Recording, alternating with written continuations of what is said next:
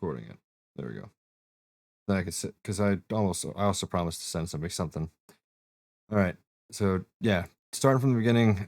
Twitch tools by Commander Root, very important. Go to block list manager. Log in via Twitch. It's gonna do all this, and then you're just gonna go press add new block, and then block all bot accounts. I'll go back to that because I shouldn't have refreshed. Ringo, shut up. Seriously, doggo. But then Chatterino, yes. So ChatterErino,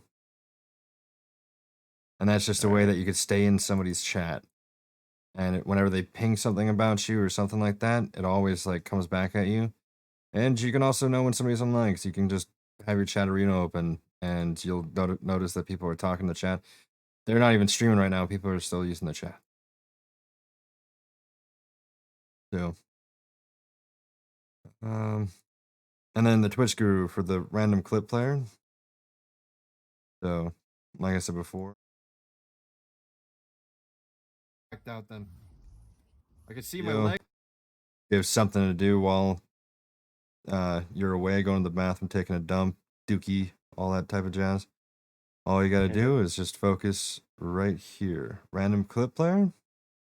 You type in your channel name, so obviously I'm gonna like SergeantMurica. Period, all, doesn't really matter. Or you could just have like within the same week, so you don't have old things going on. That's your preview. And then you just copy this right here. Source. And then you make a browser source. Exactly.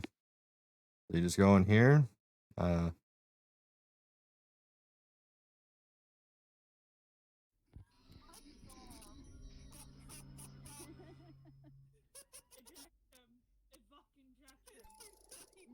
please eject me. Please, it's me. If you switch to another thing, it'll be in the background permanently. I gotta let go. No. Gotcha. Come on, it's not over here. Where is it? With the Yeah, and I've done that kind of stuff before too, so I understand those things to click. Oh yeah, yeah. And then Streamladder. Obviously, being in TikTok as Twitch is important. It's not a direct competitor, so they're not going to see it as like bad. Even if you break the 24-hour rule, I've never gotten in trouble with it. But yeah. I wouldn't risk it. I'd still wait 24 hours myself, but I have made a mistake. Like, oops, I was like 30 minutes early. But if you're 30 minutes early on YouTube, they're just like immediate, like, oh well, you're getting a point marked off on that. But for TikTok, they don't see that as a problem because it's not a competitor, at least not yet. And a lot of Twitch affiliates and partners use TikTok to pull people over. So you can put all your clips. You just sign in. There'll be a sign in down here. You go to and it brings up all your clips. You choose a clip. I'll just do this one. Continue. Choose this. It does that. Just choose your area, and that's what it turns out to be, and that'll be on TikTok. Ah, cool.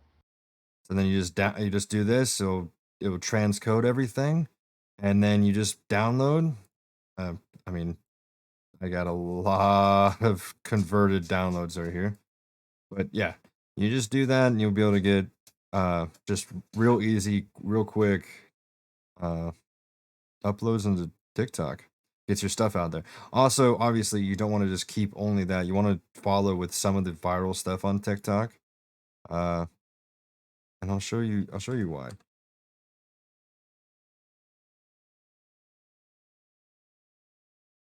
Because TikTok is just arguably much better at getting exposure than any other source at the moment. Twitter is obviously necessary, but look at this. I got 1,000 people that watch this. I got almost 2,000 on that one. My favorite one is this one right here, almost 4,000, because I accidentally said I will fist you, and I just said fuck it, I'm gonna keep that. Funny thing about that is 69% of people that followed me from this video are women. And then this one I say, you want some smooth jazz? Oh, my head's in your booty hole.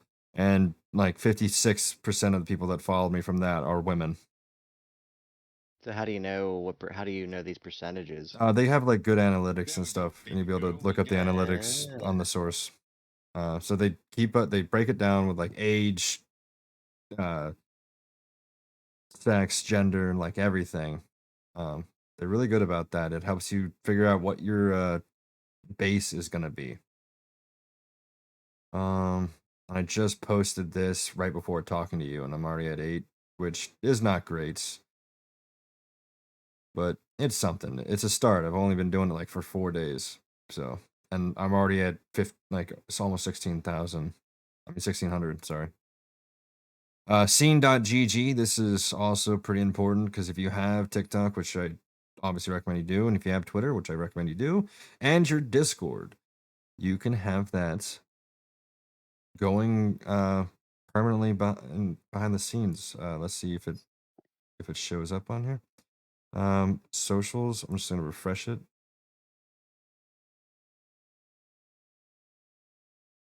It should show up here any second. Yeah, I thought people were paying for that thing. Like there's companies Scene that no charge for that. scene dot. I'll just show you right here. This is what comes up. It pops up, does that, and it switches between each one. It just keeps doing it, and you can have it for let's say you want to have it happen every 5 minutes, like I do. You go to widgets. You go to socials bar, social settings, pop-up interval, 5 minutes. I guess mine resetted, but I would like it one every 5 minutes. Primary color, secondary color, done. I actually kind of want to change the secondary color. Yeah, you're done. You can change the widget style, simple. You pay for the pro, but I mean, and you can have your Tiltify. So if you're doing like a charity, that'll show up. You could do Spotify. So if you're using Spotify, you can have that obviously there, showing and giving the credit to the artist on your screen. Cover art for the game that you're playing. So if you go to, I don't have this. I didn't really see purpose, but I might do it. If you're on an intermission, you could have it like somewhere in the corner somewhere, like the game that you're playing, or starting soon. It could be like over here or something. Okay. That's gonna help out quite a bit. Cycling screenshots, random channel clips. You can also do that through here, but I just like Twitch Guru better than Scene.gg for because it just seems like it's quicker on the draw, quicker acting. There's a lot of other things that you could do with it. Yeah, you can. There's a lot that you could do, but it's in all reality the only reason to do it is for the widgets, timer So stuff. once I have this set up, I don't need to keep this open when I stream or anything, right? No, you Okay. don't. No. Once you have this set up, it's good.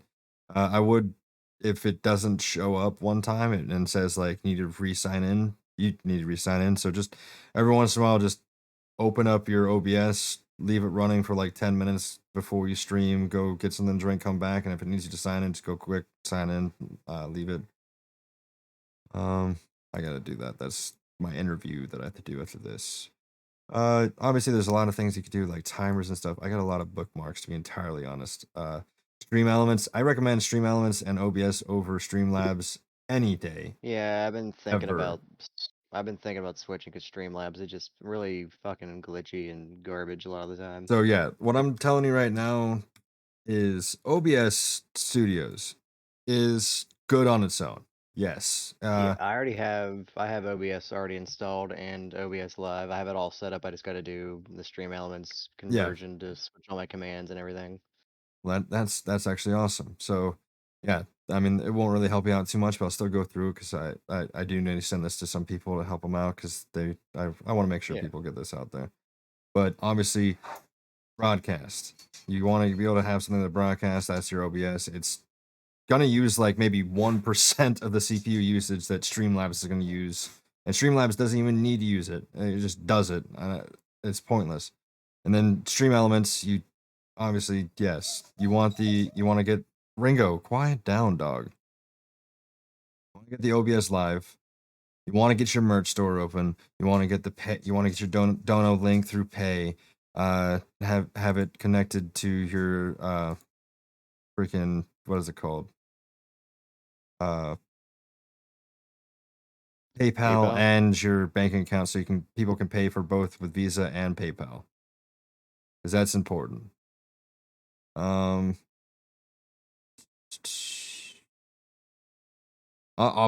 and obviously they just have, in my perspective, they have a much more reliable bot.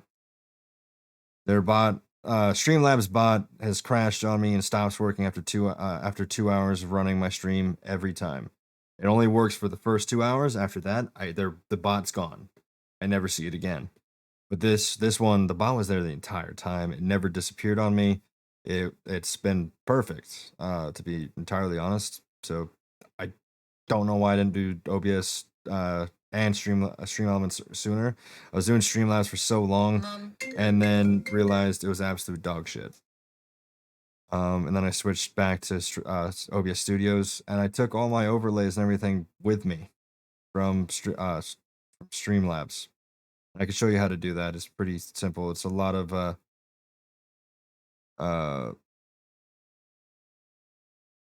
where's it at? Where should it at? Is it system free? I don't remember where I put it, but OBS files. You just make your own file thing, put down your overlays inside here, and then you just you just gotta download them and save them from Streamlabs. You put them in your own file, and then when you do, you essentially just do like a browser source, and you just make it. You just put it in here. But instead of a browser source, you do media source. But yeah, or image, depending on the thing. But mine's a media source because it has the little nice shiny lights that go across. So I needed media source.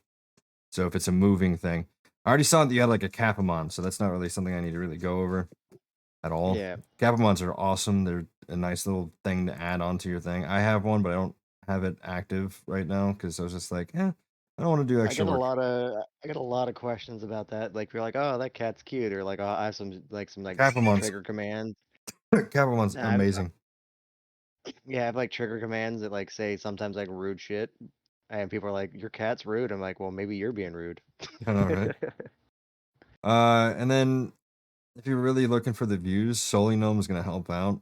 You put down how many viewers you get average. Mine so far is at the moment at 10 for the last 7 days. It was last week at 15, luckily. You press update table, and it shows you games right now that will literally boost your views for just because people are looking for people for it. And it will fit for how many viewers you have average, because you'll be noticeable. So Sign of Silence right now gets you approximately 3 more followers. This is like approximate numbers of what you can get for followers per hour per person that are streaming it at the moment. So Colonist right now, per person that's streaming, has got 78 followers this last hour. So that's Wow. It's something to think about. I don't really follow it too much, but if I really wanted to grind it out, I would. But again, whenever you play a game, the people that are watching that game are likely going to stay with that game unless you really intrigue them with your personality, which maybe you'll retain like 20% of the people that followed you because of the game, and they might follow you. But when you switch games, people might just be like, I don't want to watch that game.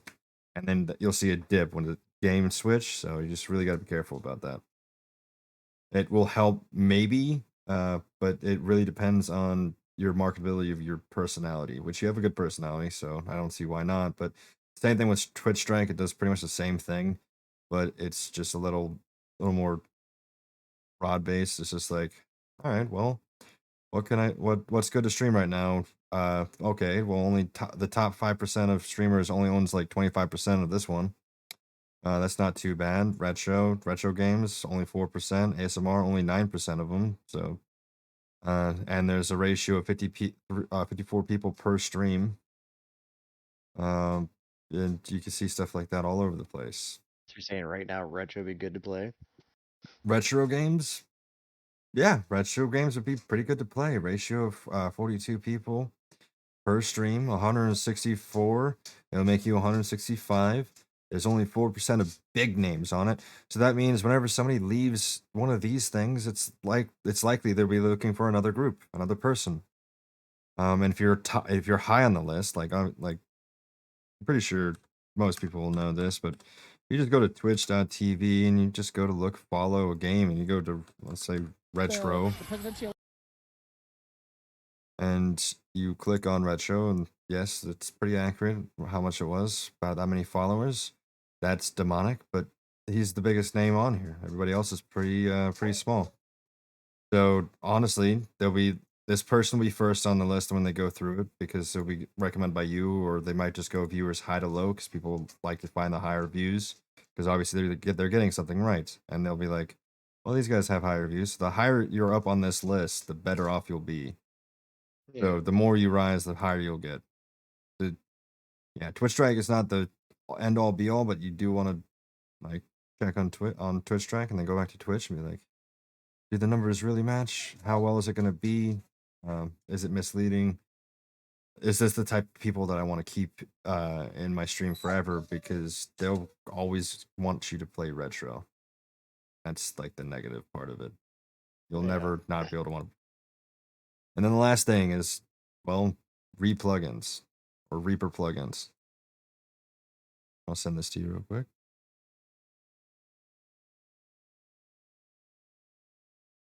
Reason why this is important is because it's kind of how you like mold your voice and your stream to where it doesn't hurt their ears. There's a big thing is streamers want to feel comfortable, and if there's frequencies or noises that just hurt, they're not going to want to stay for long, if at all. So you want to go to your mic, go to filters, press this plus sign, go to VST plugin after you download it. When you do that, I'm not going to name it because I already got them all. I got a lot more extra ones, but you just want to get these ones. So you're going to want the re-gate for your noise gate.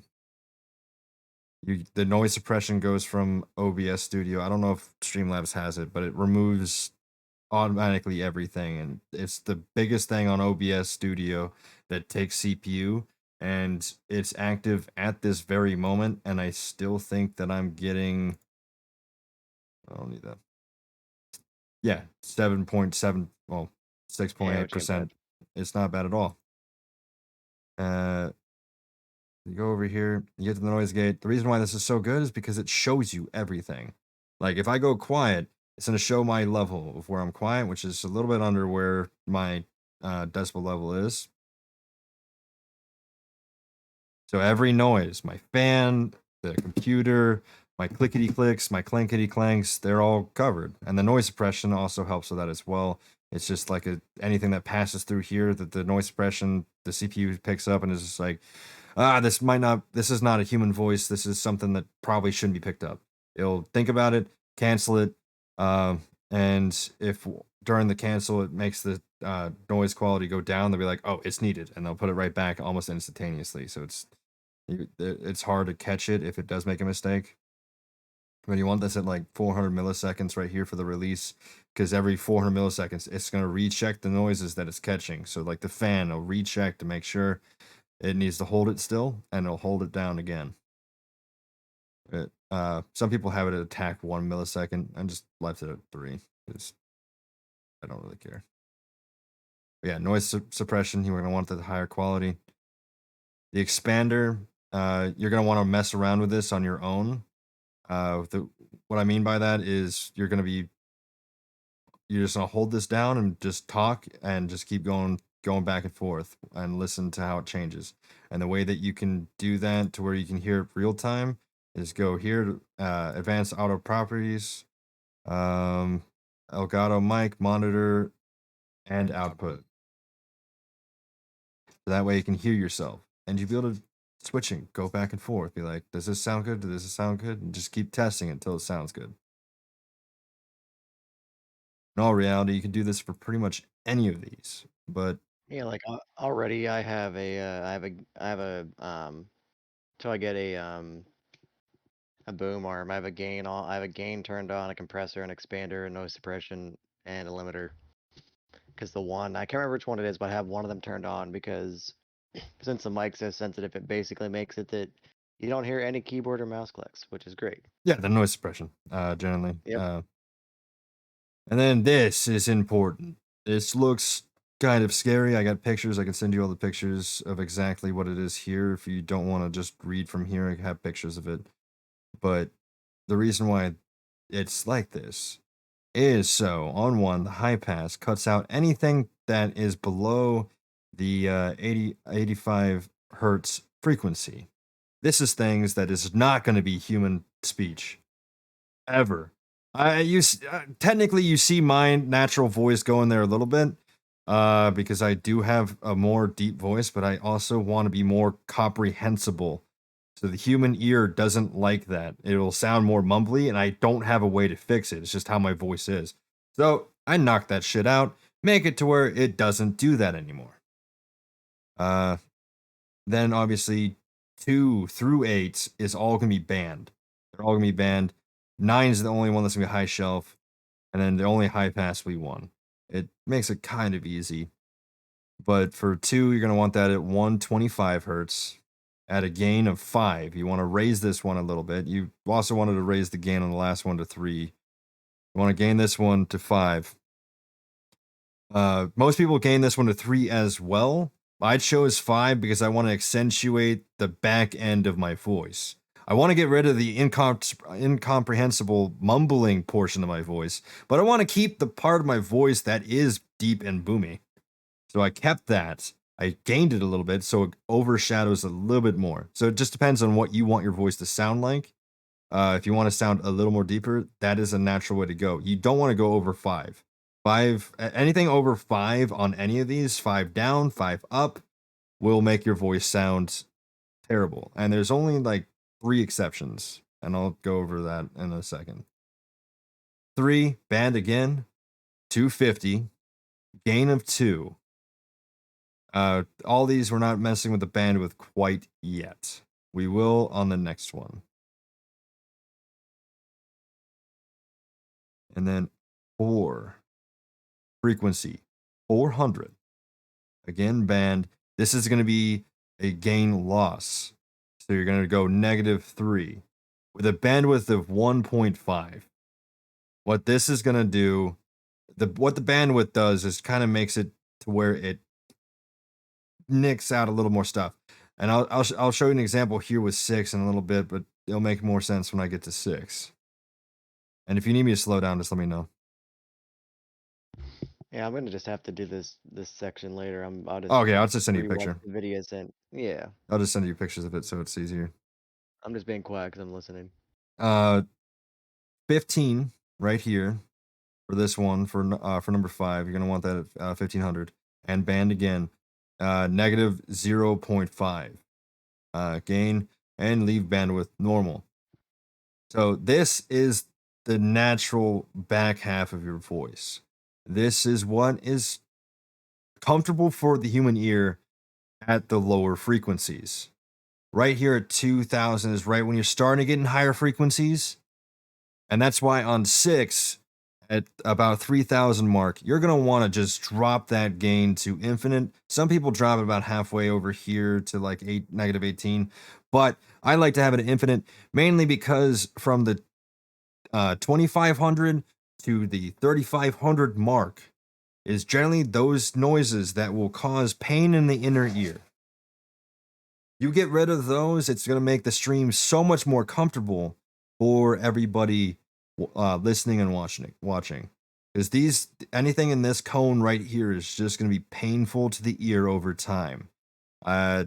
It's just how you retain viewers as you make yourself more comfortable. You don't want them to be like, oh, I'm getting a headache. I need to go lay down or something like that. No, you want to be able to knock those out, so there's no problem with those later. And as you can see, the higher portion of my voice is much lower than my deeper portion of my voice because I don't really have a higher portion of my voice. But the sizzles in my voice are on this side. And I don't really use sizzle too much, but when it does come up, this is where it starts, and sizzle ends right here. This is going to be generally like when you scream or something. So you don't want to cut that out, but it's still going to be comprehensible for yourself and for your stream. It's still part of your voice.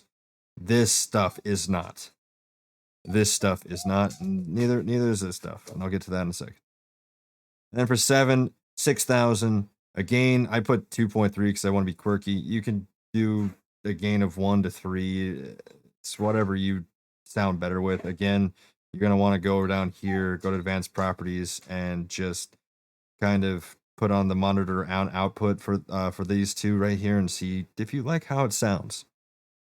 This is going to be generally the same for everybody. Again, too, you can have anywhere from 3 to 5, and it'll be fine. Never go above 5, never go below 5, except for on 6. You can also go below on 9 and 1, but it just depends on what you want to do. And then you're going to want a bandwidth of about 1. Again, I just want to be quirky on a 7, so I don't know why. It was just, I was being weird. Again, about 1. I put it 1.10 to sound a little bit better. This is going to be at 15,000 hertz. A gain of 3.5 for me. Again, anywhere from 3 to 5 would be good. It's going to bring out a little bit more of the sizzles in your voice and just help out just a little bit. Especially if you are seen as a mumbler like I am, it'll clarify your voice. This part right here, this part is going to bring out the more of the S noises, but this is going to be more clarification. And obviously catch up some of the screaming. And then 9, high shelf. This is going to be about the 19,000, 20,000 mark. This is where anything past 19,000 really is not going to be anything that can come out of you ever. So you can just nip in the butt and just get rid of it. I chose -12. You honestly can go all you want for this. And the bandwidth at 0.8. But I'll show you what the bandwidth does real quick. I'm at 30 with this. Yeah. This would remove almost all my voice. So obviously I don't want that much removed. I just wanted. Oh God, I'm never gonna be able to do it. I just want that much removed. As approximately the 25 to 35, approximately that portion right there, and I'm good. So there we are, high pass to high shelf. Everything in between is banned. I got pictures. I'll be able to send you guys the pictures, so you guys don't have to really worry about that. You don't really need a wider. It's an extra thing that can bring mono into more of a stereo sound, and I choose to do that just a little bit. It's by Polyverse. It's called Infected Mushroom wider. I put like 7%. It does very little, but I saw some change, so I was just like, all right. And the order that this stuff is in is necessary. I'm letting you guys know now. The order is where it's supposed to be. You start with noise gate. Second is suppression. Expander after that. EQ then. Any secondary thing like wider, Kolotov, anything else that you want to put that is not an EQ, not an expander, not any of these other things, you put after EQ before your comp. And then you put comp and then limiter at top. The comp, same thing as the noise gate. It's going to show you where your high will be, and like if I just yell, it's going to show it like right there. It catches some things and it reduces it so it's not blaringly loud. And the same thing with the limiter. The limiter is going to bring like a very top that it goes to and just cut and just make sure it doesn't go to that point. And it kind of is like the noise suppression. The CPU will fix it for you without removing your voice entirely. It's just like the noise gate and the noise suppression, it is just a secondary option to help the comp. I put my threshold about 5 decibels because, I mean, it's nice there. You don't want, like, if we look down here, you never want to go to where you're at the red. So 5 decibels is the maximum that I would ever want my stream to ever really be at. Because I don't want it anywhere near the red, because that's going to be blaringly loud. Again, I chose 23 because quirky, I guess. Just want to be quirky.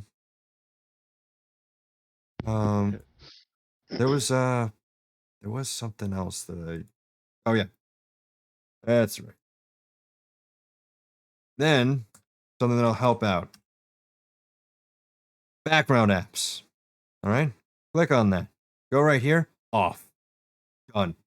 Don't worry about it. It's not going to cause any issues. It's just bullshit programs that Microsoft has in the background, like Cortana. Nobody fucking uses her. Calculator, why do you need that going on?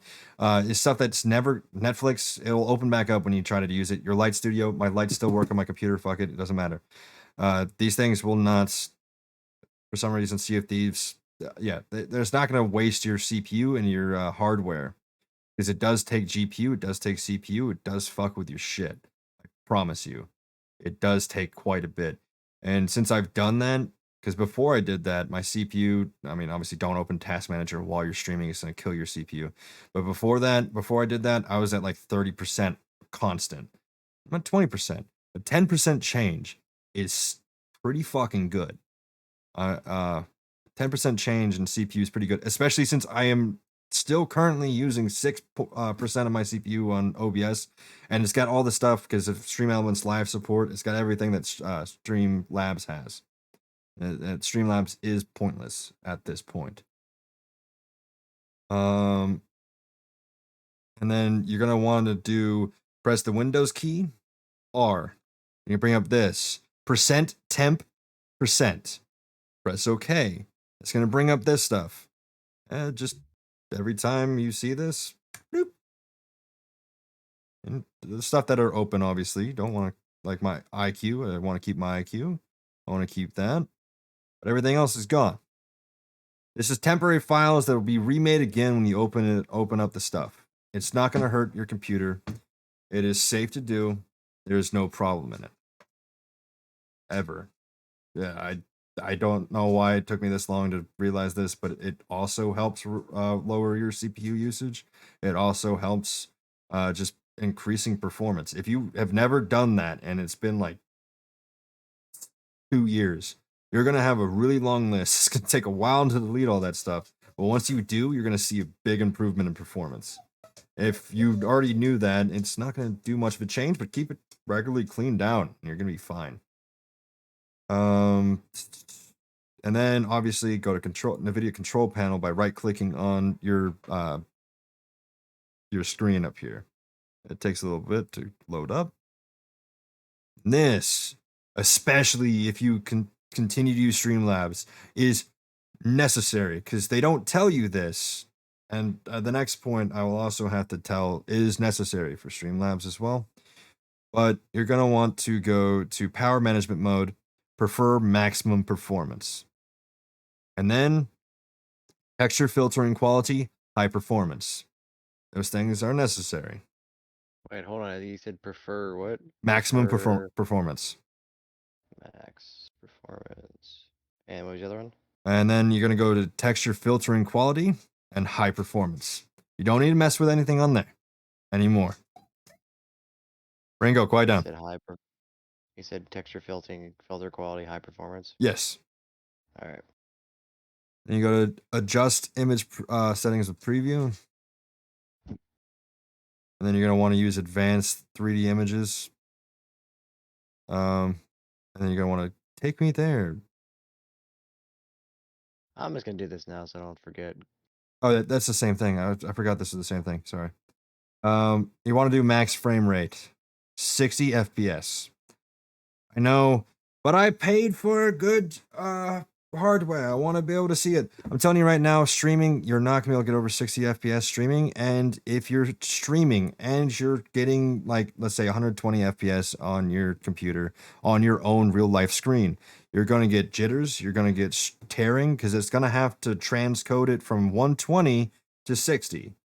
And Twitch is going to have to do that, or Streamlabs. And Streamlabs can't do that. Streamlabs is terrible at that. OBS Studio is a little bit better, but still gonna fuck up. So it's just safer to use, just to nip it in the bud, do 60 FPS. And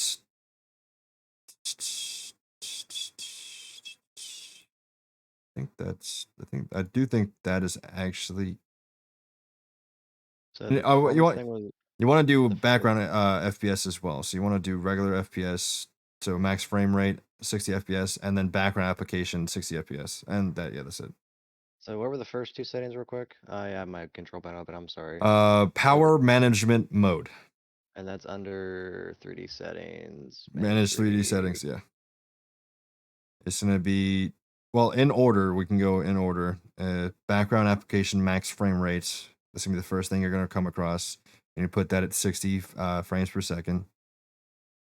And then you're going to scroll down a little bit more. And it's going to be max frame rate, 60 FPS again.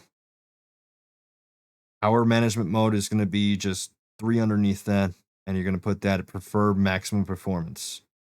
What that's going to do is it's going to dedicate all the power that can be given to your hardware. It's not going to take anything from sources that need it, but it's going to give everything it can, which is going to improve the fan usage. It's going to improve a lot of things. It should honestly be in a normal setting, but NVIDIA's settings are based to start on the best settings for what would be older model hardware and laptops, so that it automatically doesn't damage anything that can't take the higher stuff. And then texture filtering quality. You're going to put that at high performance. It won't let me play my settings for some reason. You got to go to adjust image settings with preview and use the advanced 3D image settings and then take me there. Because you probably automatically have it at like use my preference or let 3D application decide. You don't want the one in the middle. You let the advanced. Ringo, stop crying. The people are out there and they're fine. You said the one in the middle? Do you see advanced 3D image settings? Yes. That's what I had from default. Okay, then manage 3D settings and it should be global settings. Okay, there we go. It just worked. And I by don't know having why preferred maximum performance, it's not going to suck more out of your power and make your power bill higher because you're using more power and shit. If anything, it might be just mildly noticeable. But again, any change that you notice from power to power bill, since you are a streamer, you could put that down as cost to your business. You do run your own business now. You're a streamer.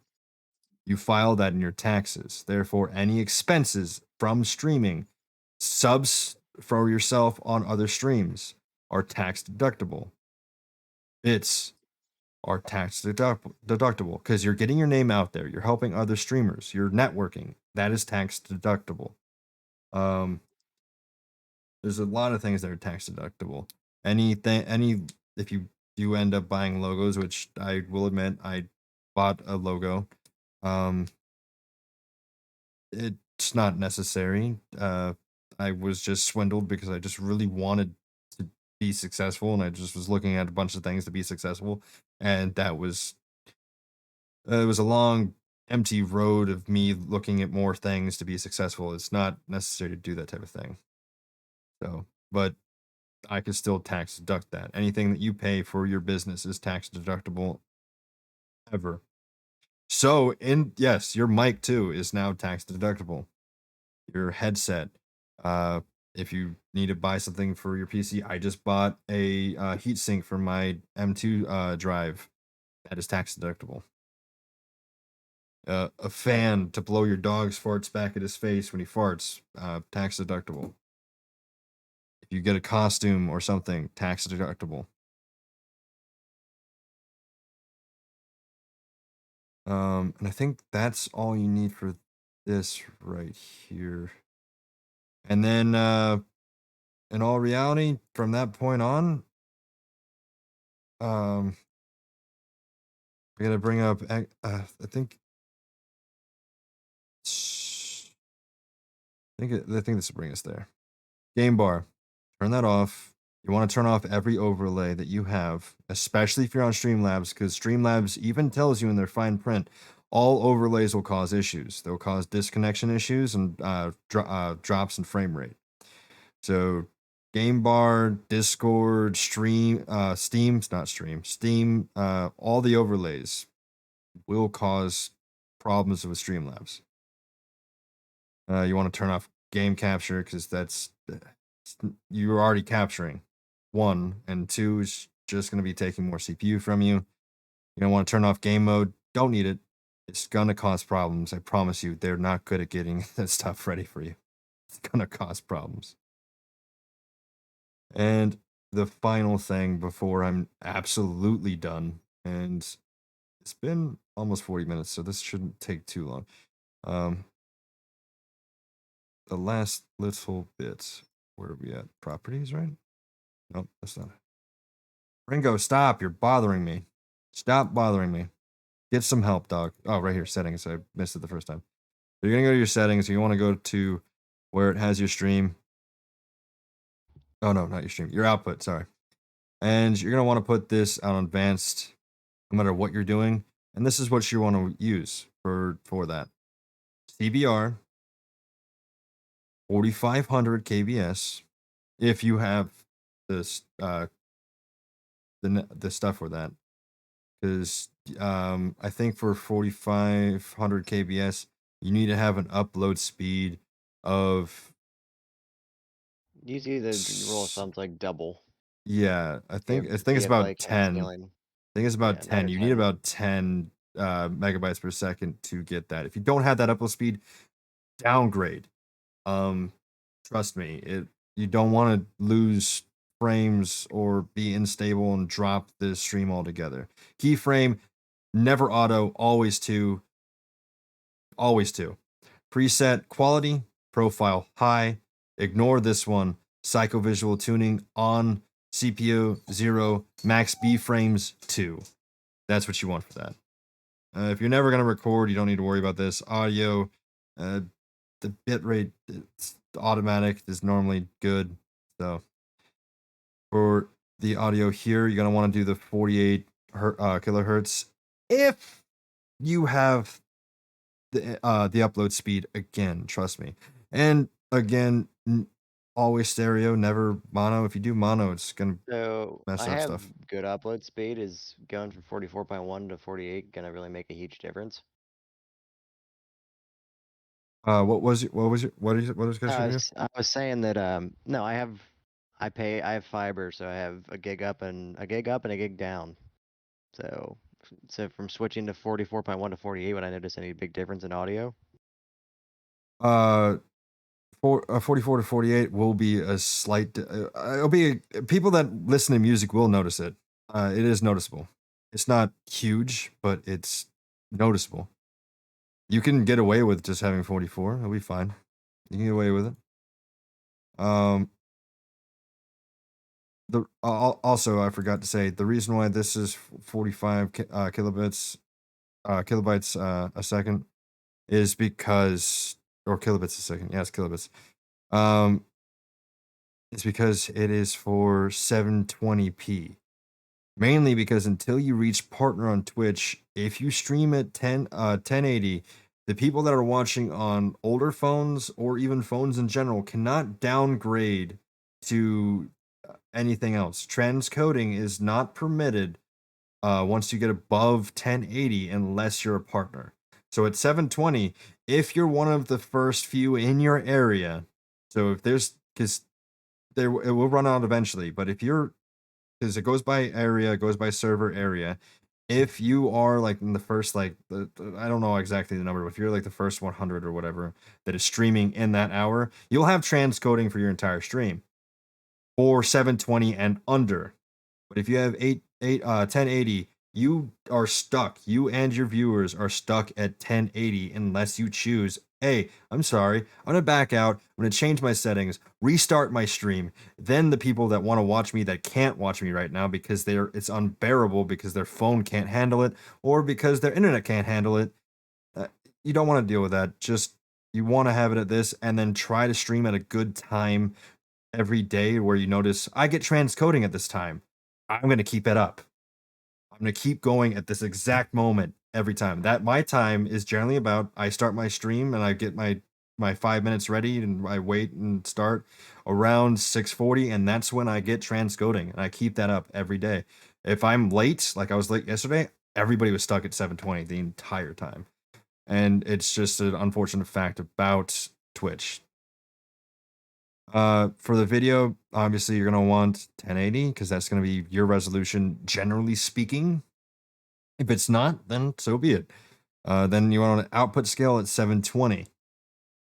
Downscale filter to Lansco's because it makes it to where it almost is 1080. The way that it's the sharpening and how it looks a lot better. That is the best looking. You have like 3 options. It's bicubic and a few others. I can't even change it anymore. Oh, because my video output is currently active because I'm recording. Whoops. But yeah. There's bicubic, and then there's just one that is always at the top that is just horrible. Don't do that. Yeah, it's bilinear, bicubic, and Lanxos. Yeah. Bilinear is horrible. Never do that. Lanskos, So if I've you been, have it, so I've do been, it. I've been running bicubics. Should I try Lanxos? Yes, I promise you, your face will look better.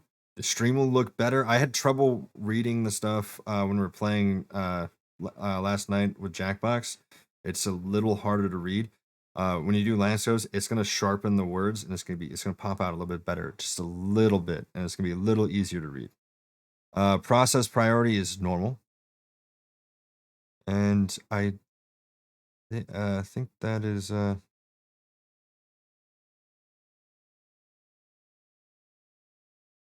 oh, there is actually one other thing that I can show you on Discord, and I think we're good. I got a lot of knowledge that I've accumulated. And you go over here, and you bring your happy butt over to advance, and you turn off hardware acceleration. What this does is it uses your GPU to essentially make you hear everybody else a little bit better on Discord, but it really doesn't do that much of a difference, and it only useful really when you're having like internet problems or internet troubles, which your stream will already be going into the shitter anyways if that's happening. So this wouldn't help either way for your stream. It will help if you're not streaming. So if you're not streaming, sure, have it open. But it really does nothing to assist you. I only have a developer mode on because I'm a moderator in a lot of channels. So that's not necessary. Me too. But yeah, obviously turn off that hardware accelerator. Cause it reminded me, because you want the hardware accelerator on OBS. You want that on your streaming stuff, but you want that off on everything else. Just like you want the overlays off, you want all the background stuff off. That way that your computer is entirely dedicated to what you're doing at the moment.